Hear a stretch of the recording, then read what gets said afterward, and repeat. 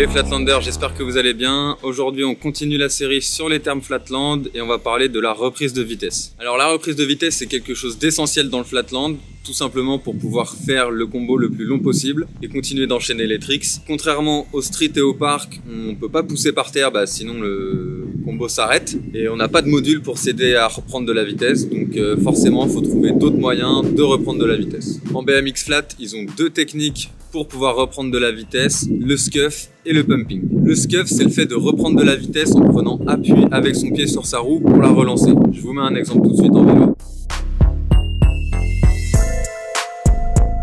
Alors en trot, c'est pas vraiment possible ni utile du fait du petit diamètre des roues par rapport au BMX, donc on va pas s'attarder sur cette technique. Le pumping, c'est donc la seule manière en trot pour l'instant de pouvoir reprendre de la vitesse sans avoir à pousser pour pouvoir continuer un combo. Alors pour le pumping, le principe il est le même quel que soit le tricks. Il faut aller chercher vers l'extérieur avec son corps pour rabattre vers l'intérieur afin de créer un mouvement de snake, un peu de serpent. Et c'est ce qui va donner l'impulsion pour reprendre de la vitesse. C'est valable aussi bien sur la roue arrière que sur la roue avant. Pour les tricks où on a une jambe dans le vide qui nous sert à nous équilibrer, on peut combiner ça avec un mouvement arrière-avant de la jambe.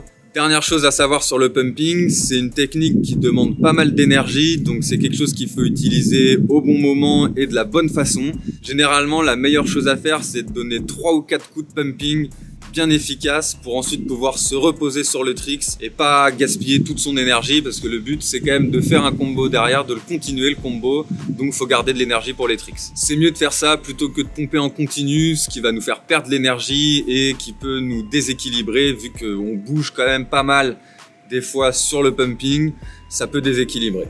Je vous montre quelques exemples de pumping sur différents tricks avec les mains, sans les mains, roue arrière, roue avant, histoire que vous voyez bien.